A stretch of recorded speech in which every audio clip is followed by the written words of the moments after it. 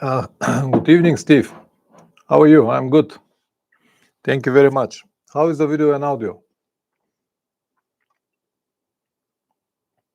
Oh, Richard, good evening. Good evening to you as well. Video and audio good from Steve's side. Richard, how is the video and audio from your side?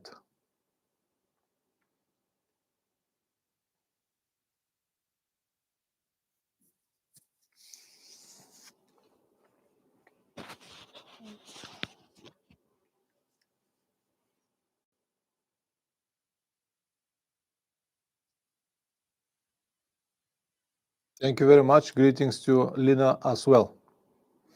All right, guys, today we don't have any topics, so any questions or information that you like to share is welcome.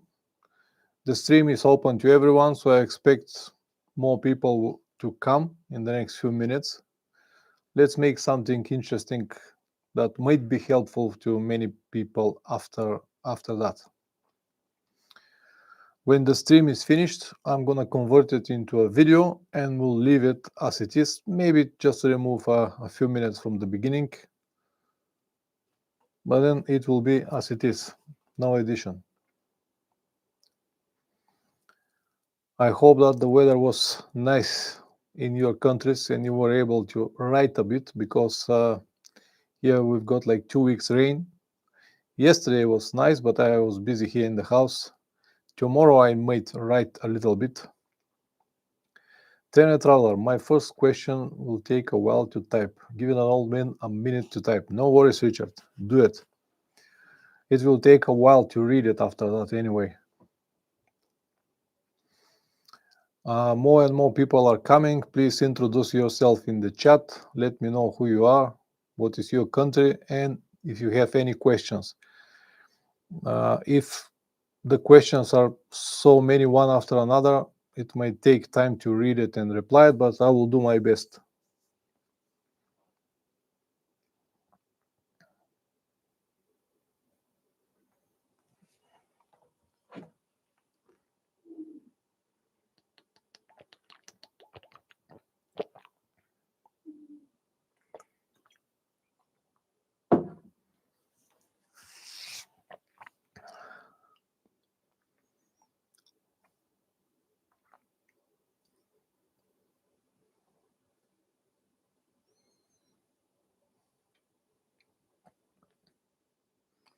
Steve, how are you? What do you think about Chechnya and Dagestan? Some advise me to go there. What do you think? Also, what place do you advise to stay away from Russia? I don't understand why you have to stay away from Russia. I never been to Chechnya and Dagestan. I don't think that you have to worry about anything being there. Wonderful places. But once again, I don't know why you have to stay away from Russia. Please clarify why. I just cannot understand it. Or you want to stay away from Russia?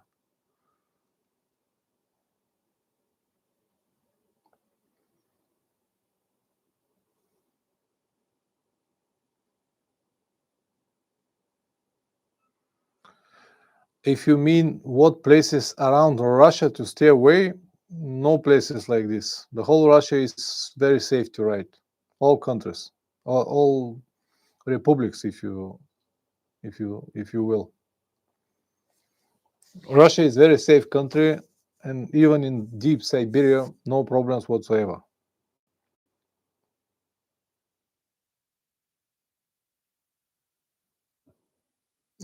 In fact, it's changed a lot in the last few years. I've been there 4 or 5 times already, and every time it's different, and every time it's different, but in a good way. It's changed a lot. All right, Tenere Traveler, bike gear is expensive. If you are starting now, can you recommend one piece of gear to each body part, top layer, mid layer, and base layer for all seasons? Like most people, I had one jacket and etc. If I have to recommend one gear for all seasons, I will go for Gore-Tex suite. Gore-Tex, definitely Gore-Tex. If you find a model that is suitable to your budget and has a good ventilation, it's like a all year round jacket. In the summer, you can open the zips and you have a good ventilation and you can survive up to 30, 32, 5 degrees without any problems. In the winter, when you close the zips, and you'll be perfectly fine. If it's necessary, you can have something underneath, like this sweatshirt, for example, or thermal underwear, and you'll be perfectly fine. And at least this is what I do. I have Gore-Tex suits, a few of them here in the garage, and when it's cold, I use always Gore-Tex. I use Gore-Tex even in the summer, but if I plan a trip that will be in very dry environment, no rain at all, then I might go to something else, like a normal, not Gore-Tex suit. But if the chances to have a rain are even a little, I will always prefer to have a Gore-Tex with me instead of carrying rain gear all the time. Even though on each one of my trips I still carry a rain jacket, but it is for the situations when I am 100% sure that will rain all day round. And when I know this in advance, I can have my jacket on the top because nothing lasts forever. Even the best Gore-Tex suits last 2, 3, 5, maybe 6 hours. After that, they will start leaking from here, under the jacket, between the jacket and the pants, and you'll finish completely wet. That's why I prefer, if I know that it will be all day rain, I'll go for rain jacket on the top of the Gore-Tex suit. Also, rain jacket could be used in the cold days as another one layer to protect you from the cold. I hope that this answered the question, Richard. 12 people already. Please, guys, introduce yourself in the chat, and if you have any questions, please go ahead. Hello, Nikolai. I saw that you came. Nice to see you again. Terrain Traveler, I agree. There is no such a kit available. I can confusing for people starting. It can be confusing. I understand. And also, Gore-Tex suits are usually very expensive, but you can find some budget-friendly options. Like the last one that I have, Echelon. It is Gore-Tex, but it's two-layer Gore-Tex, and it's not that expensive like the other gear from Revit, like a Dominator. Dominator is very expensive, but the Echelon, the jacket and the pants all together around 1,000 euros. Still a lot of money, but if you use it not very often, it might last 10 or 15 years, whatever. Piotr Philip, first time I see you here, Piotr. Nice to see you in the chat. Can you tell me something about Shoes City Adventure 2? Is it really waterproof? I have this City Adventure 2 from 2018, and they were waterproof for almost a year. After that, they start leaks. Not so bad, but they leaks. So every boot that you can find on the market will be exactly the same. The boots that I've got from Revit, they lasted 1.5 years, but they also start leaks. So there is no in the market. Maybe I haven't seen it yet, but I haven't seen a boot that will last forever. If you have an extensive use on it, if you use them a lot, 1 maybe 2 years. If you don't use them very often, they might last even 10 years, but sooner or later they will start leaks. First will be the left one because it's used the gear shift all the time, and the place where you touch the gear shift will start leaks. At the beginning will be a few small drops, and then there will be more and more and more and more and more. So as I said, my City Adventure 2 lasted 1 year. Revit lasted almost 2 years, but this is the situation with every possible boot that you can find. I asked and spoke with many of my friends the same story. I have heard people saying that I have these boots and they are never leaks from many years, from 10 or 15 years. Yeah. If you use them once per week or a couple of times per summer or a couple of times in the rain, that's fine. But if you use them on long trips for many days, for many hours, in different riding conditions, hot, cold, wet, muddy, they will start leaks. I hope that this is the answer that you need. Malcolm Arul, hi. You're one of the main influencers to buy the TNS 700 Rally 2025 model. Sometimes I fell down from the bike even without moving. So could you give me some tips to improve my balance? The best way to improve your balance is to ride your motorcycle as much as possible. Uh, what is your problem when you ride it on or off road? Please tell me a little bit more about your experience and how you fall down. The best way to improve your balance is ride your motorcycle as much as possible. And if you have the chance to ride dirt bikes, maybe this will be a better option for you to buy or rent a very light dirt bike and learn how to ride it, how to balance it with something that is very light and affordable to drop. And then you can implement these skills with your Tenere 700. Trainer Traveler, Lina asks, why your good lady doesn't ride a pillion? And do you have any advice for people new to carrying a passengers? Well, my wife was only once with me for a couple of thousands of kilometers, and she said never again. And I'm very happy with this because I think that the motorcycle trips are a little bit selfishing. And for people who like to carry passengers, I perfectly understand. It's a different type of trips and different type of ride at all. You have responsibilities about the person behind you, and unfortunately I'm not the person who can give this advice because I always ride alone. It's not that never carried a passenger. Yes, I did it many times during the years, but I don't travel with a passenger, and this is a little bit different. Malcolm Arul, actually on stunt I used to fall down. On stunt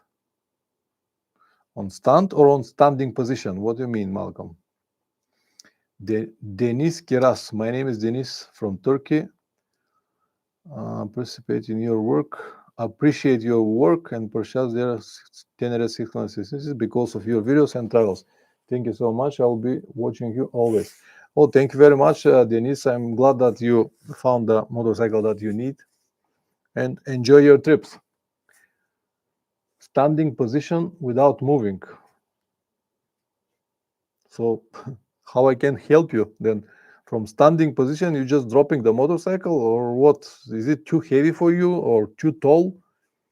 I really cannot understand you, Malcolm. What kind of balance you need? I thought that you dropping the motorcycle while you ride it, but on standing position, I just cannot get it. Explain to me, please. Tene Traveler, if you're a short person, is it best to lower your tail bike or buy a lower bike to begin with? To lower your tall bike or buy a lower bike to begin with?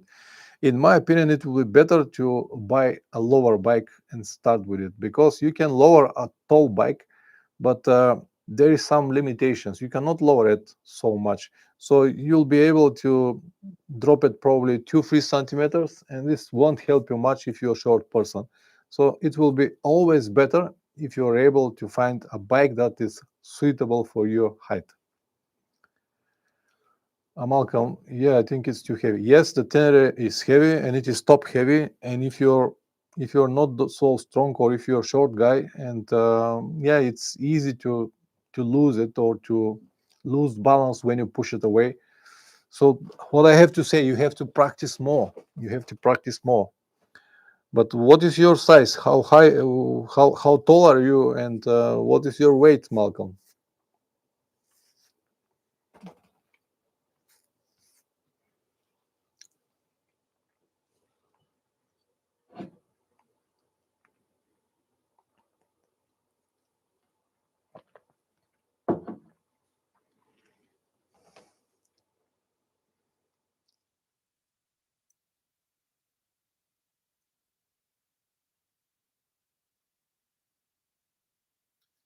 I understand. You are 174, 60 kilograms. Well, my friend, I can tell you straight away that Tenere 700 is not for you, especially the Rally Edition that you said you bought the Rally Edition, right?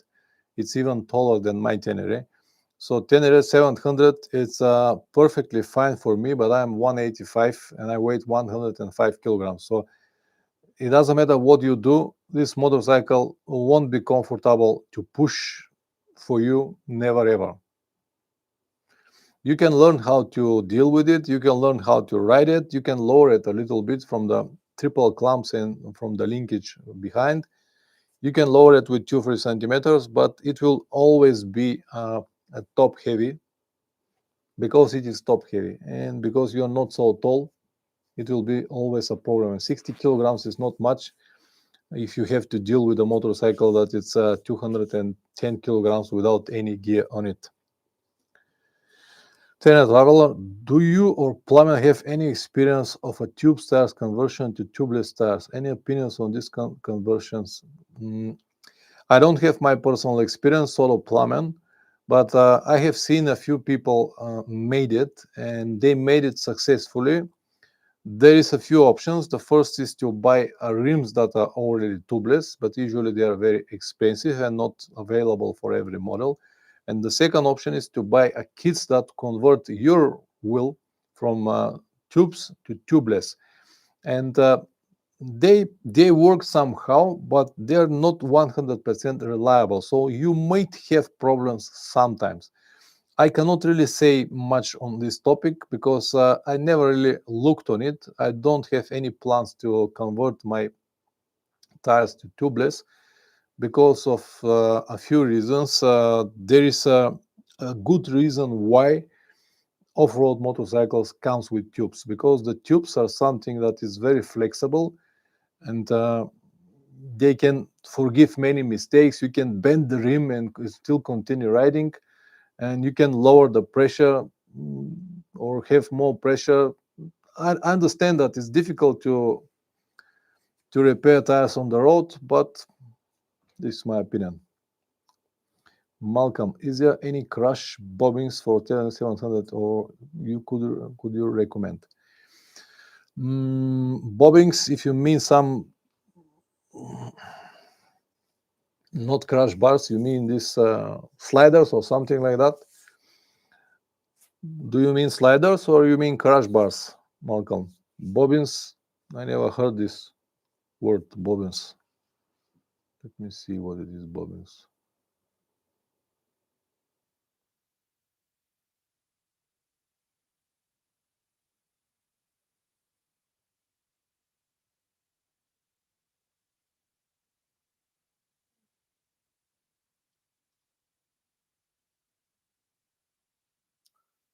If you mean sliders,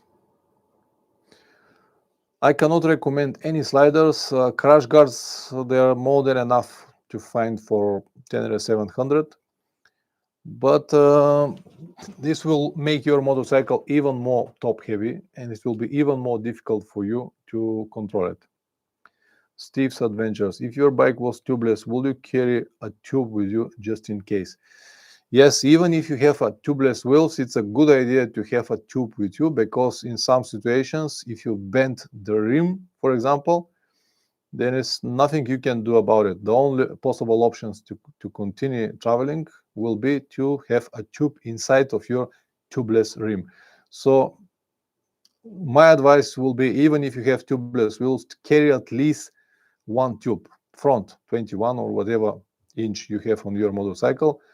The same tube could be used in the rear in the emergency situation, so you definitely need to have one.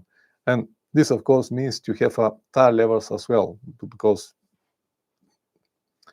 without them, you can't do anything on the road.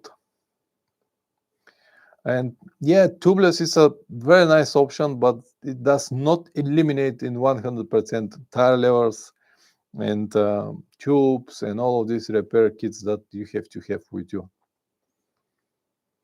And once again, as I said, I understand that to repair tires on the road is not a pleasure at all, but it is what it is. Usually when you start with fresh tires, new tires, also new tubes, it's happened not so often, unless you're a very unlucky person, but it will be a good idea to learn how to do it.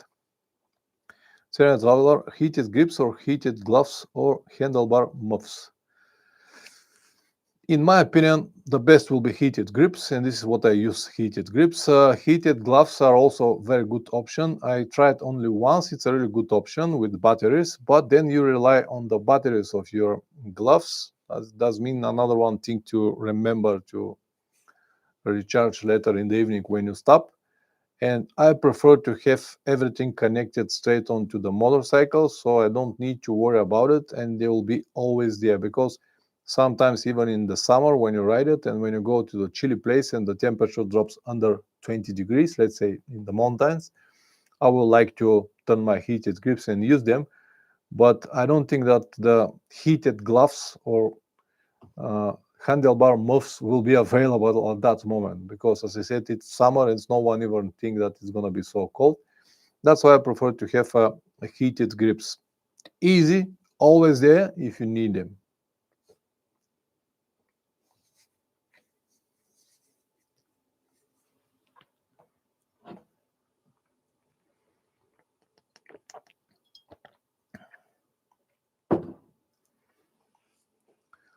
Come on, guys, come on. I need questions.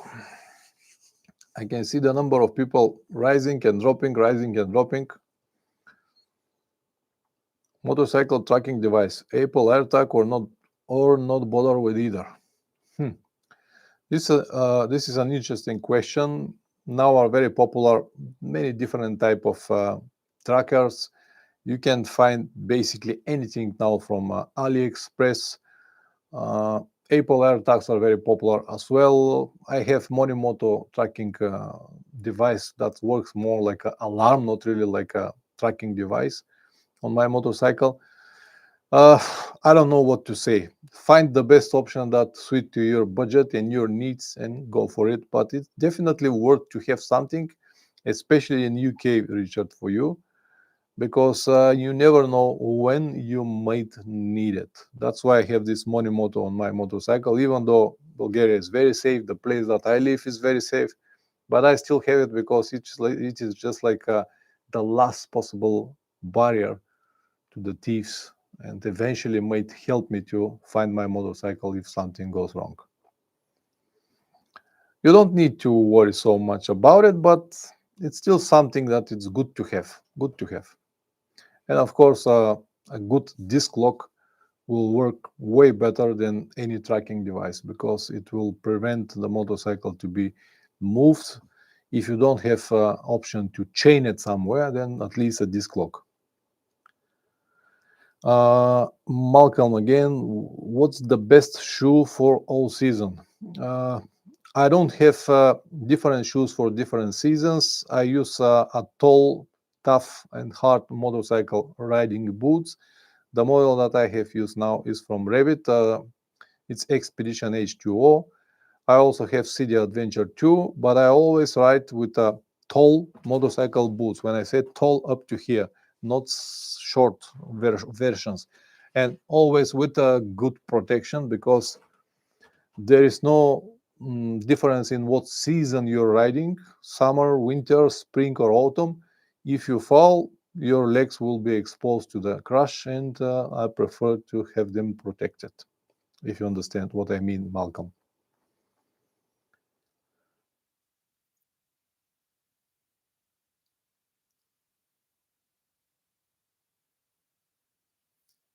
Traveler, best meal before a long ride. Richard, I know that you know the answer already. Eggs. I always prefer to eat eggs because they're first of all they are very tasty and they hold for many hours, and they are great source of protein and minerals. And yeah, eggs. Eat 3, 4, or 5 eggs, whatever you can handle. Maybe some salad or something around. Drink a juice, and you'll be perfectly fine for at least 5, 6 hours. Anything else will not last that much. If you have a, let's say, a normal breakfast like a toast with ham or maybe some fruits, you'll be hungry again after 2, 3 hours, and you'll be very hungry after 2, 3 hours. On the other hand, with the eggs, you can handle all day. Yeah, I just love them. I eat eggs every single day, here, even at home, even on the trips, every time when I find them on the trips. Yeah, survived the whole South America on eggs basically, because the rest of the food was always questionable. I mean, the food that you can buy on the road while you travel. Later in the evening, when you stop, especially if you are not on tight budget, you can find nice restaurants and beautiful meals and everything. but during the day, very, very difficult.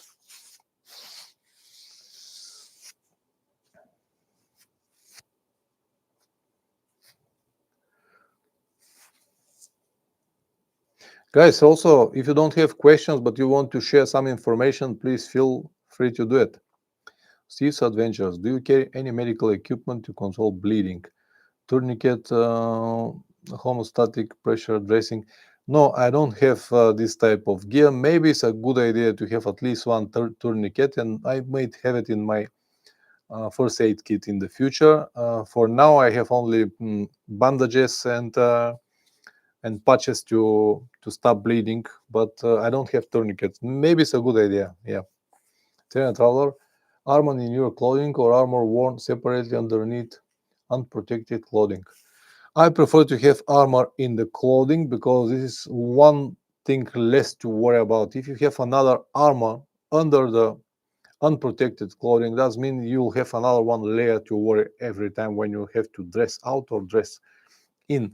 That's why I prefer to have armor in the clothing. I understand that this is a little bit of compromise because if you have a body armor that it's fit perfectly to you, like the one people used to ride dirt bikes, it will protect you maybe better, but also you will overheat way, way more easier in the hot days with this body armor because usually they're made from synthetic materials. And even though they have some mesh on it, you will still overheat with it. I know this from my personal experience. I used to ride a lot of dirt bikes with body armor, and in the summer, man, it's hard to go with it. So if you have this body armor and another one jacket on the top, first of all, your movement will be very, very restricted. Yes, the protection will be better, but when you don't have good flexibility, when you don't feel so comfortable, and when you feel so hot the whole day, I don't know what will be the end result. That's why I prefer to have the armor in my riding gear. And in my opinion, it is good enough already. After my accident in Turkey, when I was hit by a car with almost 90 kilometers per hour, with only the armor that I have in my riding jacket and riding pants, I was perfectly fine. So it protects. You might not believe that it protects so much, but it protects from direct impacts. Of course, you can always break your collarbone, arms, or legs if you have a different pressures in different situations. But at least you're not gonna have any bruises or from the direct impacts, if you understand what I mean. Malcolm, when I ride the bike for 2 hours continuously, I feel very uncomfortable and sometimes little pain. Also, do you recommend anything to modify the seat? Malcolm, of course, you can modify the seat. You can buy seats from, let's say, Seat Concepts or Renanzo. They make wonderful options. Unfortunately, they are very expensive, like 300-400 euros per seat, and also you need to send your old seat to them. You can try to improve it by yourself, but I don't think that you're gonna have very good result. What I will advise is to buy a very cheap 3D mesh and put it on the top of your seat and see how you feel with it. Because on my motorcycle, I have only 3D mesh. I ride with the stock seat of the Tenere, and in my opinion, it's not bad at all. And of course, after 2 hours, if you feel sore, if you have ass pain, you just need to stop for a while and stretch your legs. And another advice that I can give you is usually when I ride, and I don't have plans to stop at the moment because it's only 30 or 40 minutes from the ride. What I usually do when I'm going to very slow villages or areas where I have to ride slow, I just stand on the pegs for a couple of minutes to release the pressure from the boots, and this helps me to ride for many hours without even stopping. This is what I do all the time. But if you don't want to spend money for expensive seats, go for this 3D mesh, and the result will surprise you. From the moment you have it, you'll understand what I mean, because it will give you this like maybe 5-6 millimeters air cushion between your ass and the seat. The you will This will help you to ventilate better.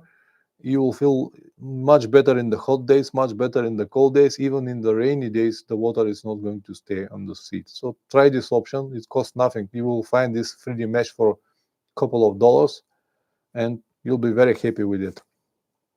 Steve's Adventures.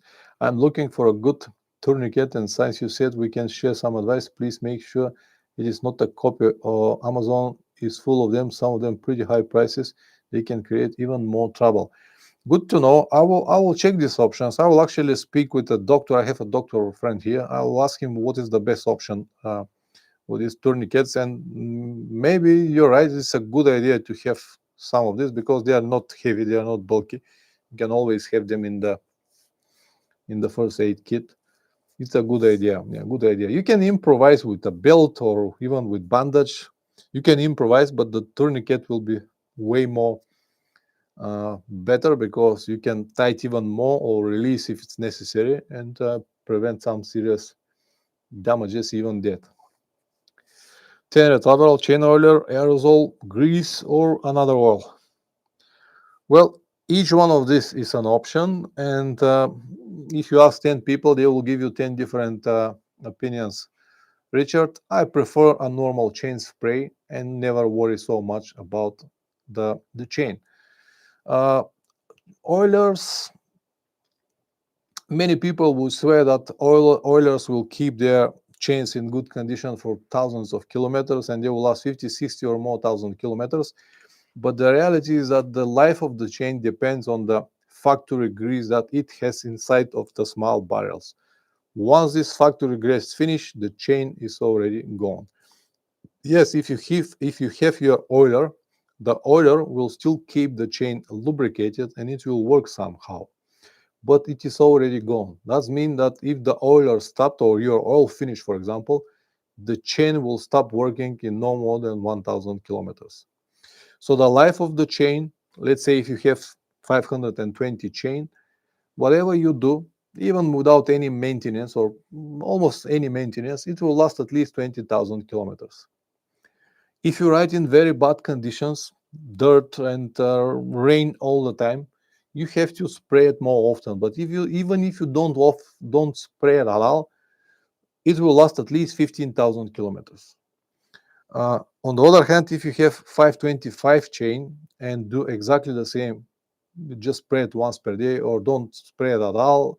If you ride in very bad conditions, it will last anything between 20 and 35,000 kilometers.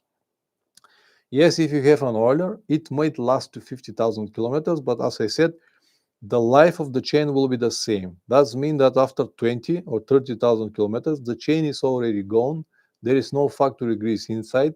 And if you stop the oiler, the chain will be completely dry after 1000 kilometers and will stop working. So the oiler is some kind of not it's not fake, it works somehow, but it gives you this impression that the chain lasts much longer. No, it does not. It is the same if you don't have a oiler, but you spray your chain every 2-3 hours. It is the same, or every hour. So you will have exactly the same result. If I stop and spray my chain every hour, it will last also 50,000 kilometers because I will lubricate it all the time. This is the big difference. I hope that you understand what I mean, Richard. Also, some people prefer to have a grease. Grease is very difficult to lube the chain with grease. You need some kind of brush or something, and it will collect a lot of dust. You can use a gear oil, the same story. You need a brush, and then you have to lube it. But once you start riding, all of this oil is going everywhere, include your pants and your uh, saddlebags or whatever you have, and also collect a lot of dust. That's why the best solution for me is just a chain spray. Spray it once per day. Usually I do it after the long days of riding. When I stop riding finally during the evening, the first thing that I do is to spray the chain, and then I can remove the clothes and relax, and I'm ready for the next day. Of course, if I need to ride on the rain all the time, I'll do it more often. But usually this is what I do, and my chains last. The last chain that I changed from the Tenere lasted 36,000 kilometers with almost no care at all. The Magadan trip was done with this chain, and finally it's finished in Poland, 3,000 kilometers before I reach home. But for the whole trip, 39,000 kilometers, I used 2 spray containers. That's everything that I use. I never clean it, never worry about it. Savke, good evening. You came late. Do you have any questions to me?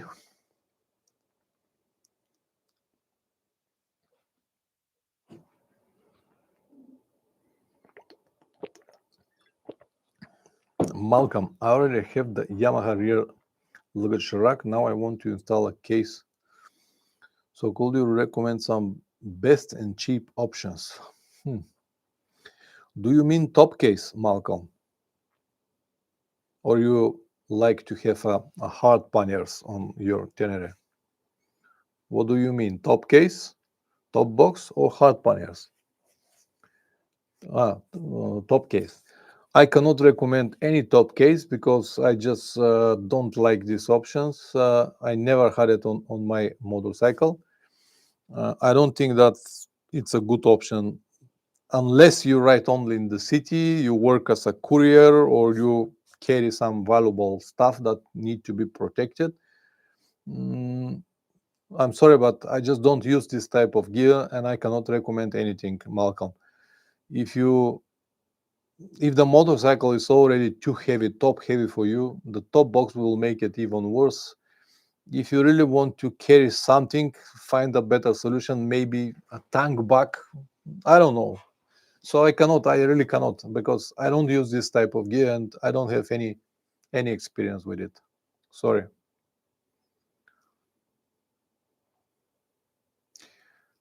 Tenere traveler, is there a particular time of the day or night that you try to avoid riding? There is no such a time of the day, Richard. Of course, I prefer to ride in the daylights because we have just more visibility. Everything is more predictable and more safe, if I want to say it this way.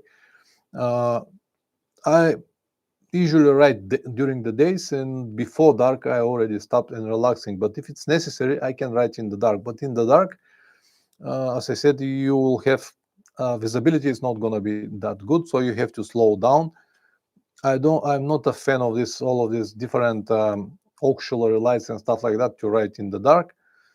So I prefer to start early morning, as early as possible, and ride until later afternoon, and then stop and relax for the next day. Savke, sorry for being late. Had some job to do. No questions today, just enjoying the stream. No worries, Savke. Nice to see you here. Denis Keras, how many kilometers did you ride with your old Tenere? With the old Tenere, I've got 193,000 kilometers. I sold it on 193,000 kilometers to a Bulgarian guy who lives somewhere in the country. Nikolai, about your 21 brothers luggage, what options do you have on it? Is it a zipper or roll model? How many liters volume does it have? I have the model that is named Rogal XL. I will type it here. Rogal XL. It is 50 liters. It has 2 pockets and it is rolled.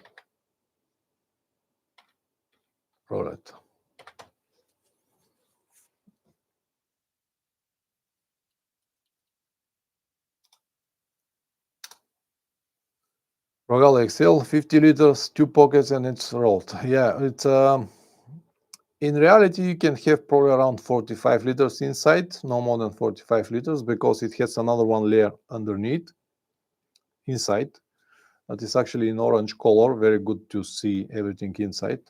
It's rolled on the top, and it's waterproof. It's not 100% waterproof. If you have a lot of rain for many hours, you might have some dampness inside, not really water, but dampness. That's why I have inside also a small waterproof box that I used to separate the luggage in the case something go in, I mean water, they'll be still protected. No worries, you should have keep it. I should have, but I'm not a collector, and it was taking a big space in my garage, and I don't really need it. Every 2-3 months I need to wash it because it gets a lot of dust on it. need to pump the tires, change the oil, and there is no real reason to stay here in my garage. To keep it for what? It's was. I'm not a sentimental person. It was the perfect toy for me, did the job, and I sold it. Piotr Philip, what do you recommend to visit in Bulgaria?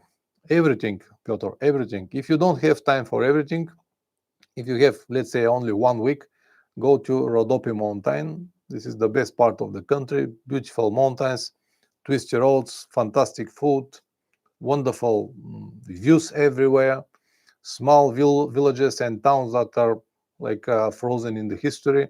Rodopi Mountain. If not, anything in Bulgaria is nice. I have on the main channel. Let me show you a playlist with places around Bulgaria.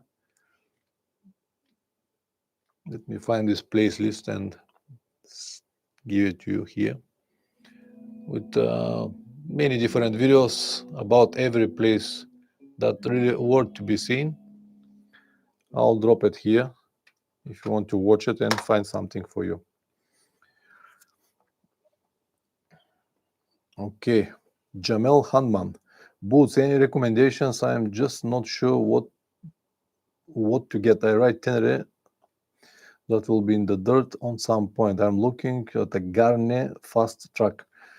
Whatever you can afford, just make sure that the boots got a good protection, good ankle protection, because don't go for some kind of touring boots like Forma Adventure or stuff like that. They're too flexible. If you're on a budget, I don't know what to say. Garnier got a good options. About fast track, I don't know how even they looks like. Let me check it.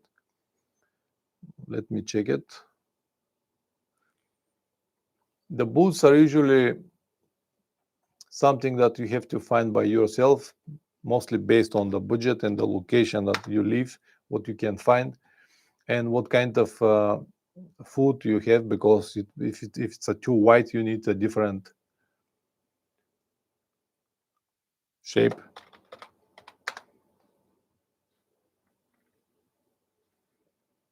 I cannot find this fast track boots on Garnier. Okay, you miss one letter here. Fast track. It's a good option. Good option. Looks like solid with good protection. If you can find it on good price, go for it. Mother Fortress. Mother Fortress is interesting point to see. Interesting part of the history, but from motorcycle point of view, nothing really interesting there. Tenere traveler, fairing or no fairing on a bike. A lot of street scramblers, street bikes have base using travel bikes, obviously no screen as standard. If you plan to ride for many kilometers, I would advise to have some kind of fairing, some kind of windscreen, because it will help you to deflect a lot from the wind, not only from the wind, but also from the rain, away from your chest, for example. And it will also help you during the cold days, because when your chest is exposed to all the wind, you'll feel not only the rain and the wind, but also the cold. So I will definitely say for a travel bike, fairing, it's a good idea.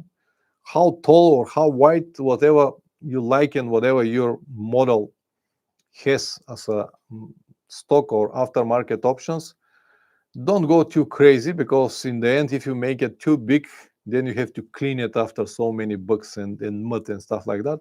But something at least to move the wind from your chest to go to your helmet. Don't go crazy on it. Nikolai, fast tracks are good bet. Looking to down downgrade from my GS10, which are a bit bulky on the back, on the leg. Had to find overpants and accept. Okay, good. Thanks for sharing your opinion, Nikolai.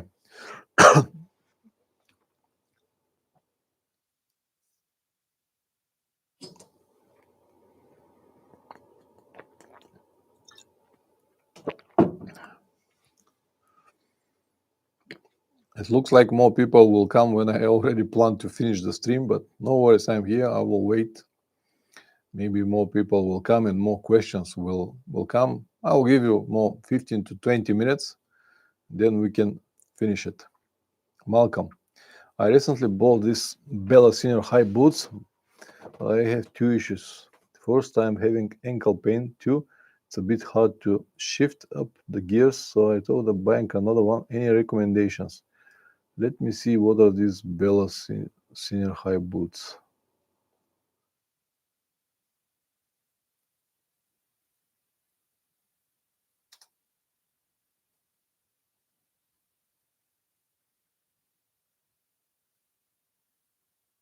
Well, these are not really seriously protected boots. They are way better than sneakers or some kind of army boots. They have some protection, but not that much. You can grab them like this and try to twist it on the left or right, and imagine that your leg is inside. But if you feel bad with this, if you cannot ride well with these boots, any other option will be even stiffer. So I don't know what to say. In my opinion, you have to learn how to live with it. And the best protection, the better protection you have, the better for you, because the legs are something very fragile. And if you have an accident and your leg is under the motorcycle, then the problems are proof. I don't know what to say. I prefer to have a very solid boots with a very good, the best as possible protection. If they are uncomfortable, fine, but I prefer to have the protection. Nicola, any opinions on the Honda CB500X or the newer NX 500? These are actually very good motorcycles, and if you don't have any plans to ride off-road, because they don't have 21 inch, they are with 19 on the front, very good option. And Nikolai, you're not a heavy guy. This will be perfect option for you. It will give you so much pleasure and flexibility compared to the GS, to big and heavy GS that you have. Of course, the power is not going to be the same, but you'll enjoy very much the lightness of these motorcycles, and they are bulletproof engines. I will give you. I will give you now the. Just a second. I will give you the channel of the guy from Finland who has a CB5. He actually bought a NX 500. Yes, he bought NX 500 and tried to convert it to a real beast, travel beast. Check check his channel. He has a lot of good information about it, all the changes and test rides and everything that he did. So it might be interesting to you. Cedric from Kenya. How does any recover from an accident to get back riding again?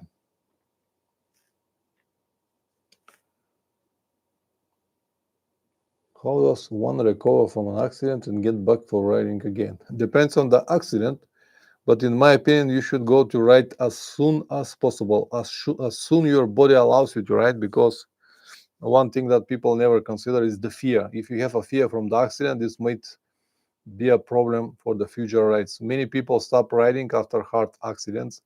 That's why the sooner you start, the better. Traveler, how far ahead is the necessary to book accommodation for the night? And do you have any recommended websites? I usually don't book anything in advance unless I'm absolutely sure that I'm gonna reach the place that I plan to sleep. Usually what I do, it's when it's already clear, when I have, let's say, 100 or 200 kilometers and I'm sure that I'm gonna get to this hotel, then I can try to find something. I usually use booking.com. In Russia was a different website. In Turkey was expedia.com. Every country have a different website that works better, but usually bookings work everywhere, and you can find a good places to book hotels. And also when I book it, I always book it without a payment in advance, with the options to cancel the reservation or to book but pay on the spot when I finally get there. I don't pay anything in advance through booking because of the obvious reasons that I might not get there. And also I would like to have this flexibility. If I go to the place and the place is not good enough or not as it is described, I want to have these options just to leave and find another place. Nikolai, I spent a week in Greece traveling and no more than 100, 110 kilometers per hour, so it should be 500x should be fine. I know the guys watch this series, a lot of money involved for five. Yeah, absolutely. He invests a lot of money on this motorcycle. He changed suspension and all stuff like that. Yeah, I'm the same. I usually never ride with more than 100, 120 kilometers per hour maximum. I never ride fast. And yeah, if you don't mind the less power, I can guarantee that you will feel very good with this motorcycle, and it will be a motorcycle that you will forget that you have it. It's so reliable, always work, and I never had any problems on these engines.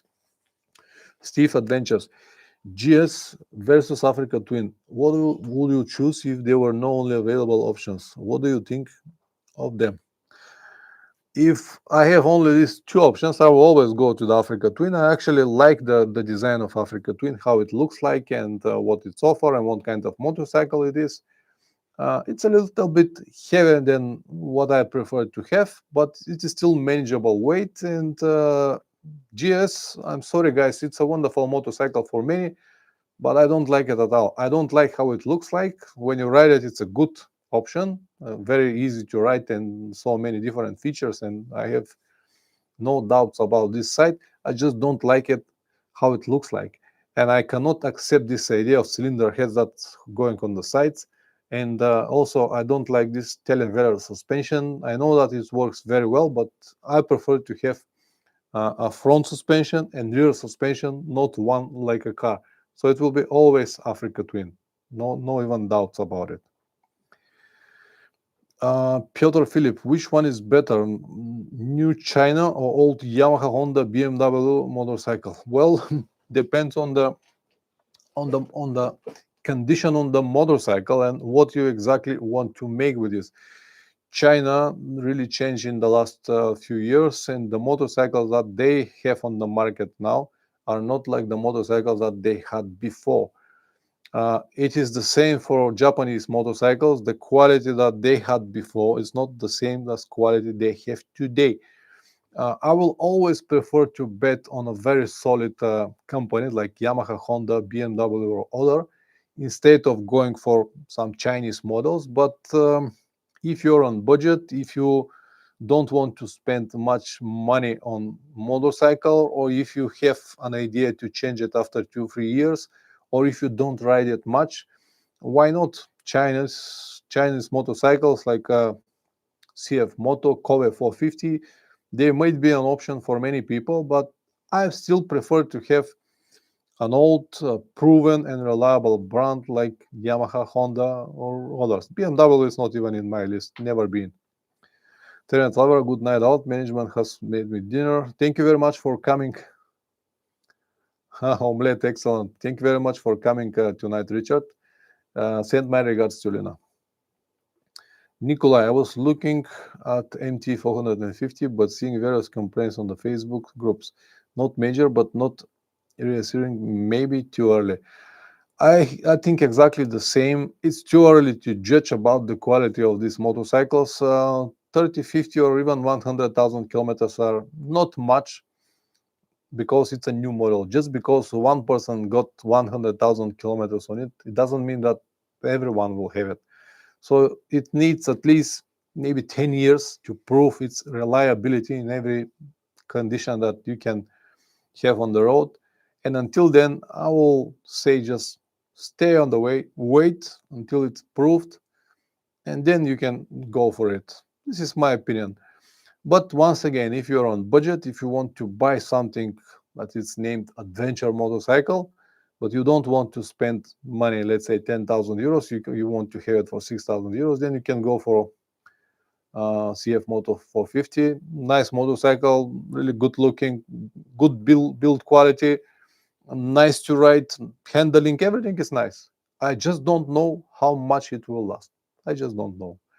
And I cannot bet on it. That's why I have the Tenere, because yeah, it's top heavy. Yeah, it's more expensive than CF Moto, but Now at the moment I have 86 or 7,000 kilometers without touching anything. So I'm very pleased so far with the investment that I have made, and this motorcycle still makes me smile every time when I ride it. This is also very important because you can buy cheap options, but if you don't like it, or I can buy GS 1200, but if I don't like how it looks like a elephant, it's not gonna be the same pleasure.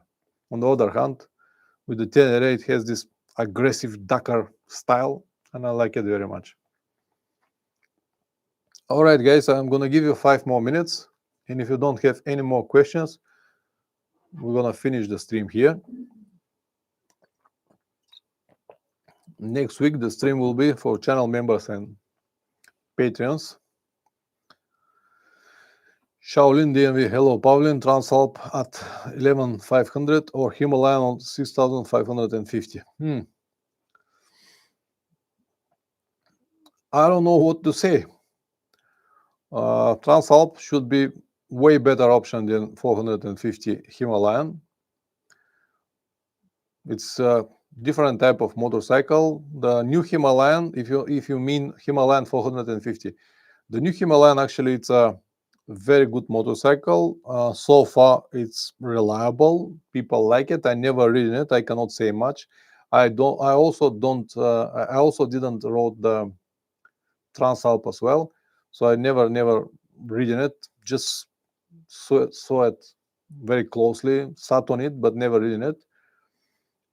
But from longevity point of view, or from reliability point of view, and from investment even point of view, I will say go for the Transalp. It will last probably longer, and it will keep the value longer, and you will be able to sell it easy if you decided to sell it. Jamel Handeman, I have a question about the Tenere. If you pull in your clutch with the bike off, should you be able to push it freely? I understand what I mean. Sometimes even if you pull the clutch, it will be difficult to push it. Not that easy, as the same as you put it on the neutral gear, if you understand what I mean. If this in first gear with the bike off, yeah, I understand what I mean.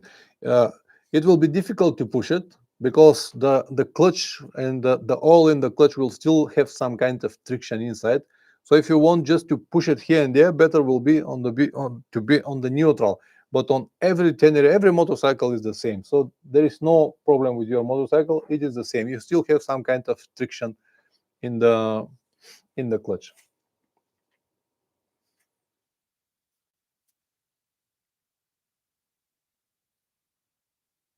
You should be able to push it, but it will be a little bit more harder than neutral.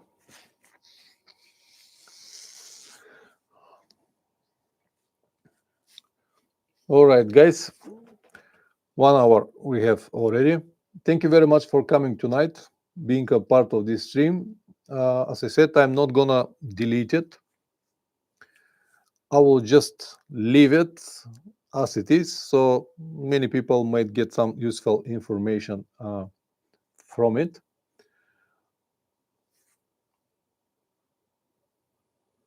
Shaolin DMV, thank you. Same tools here. Feel free, motor and cylinder and more composed. 2 cylinders versus 1. All that kept me from it was 5,000.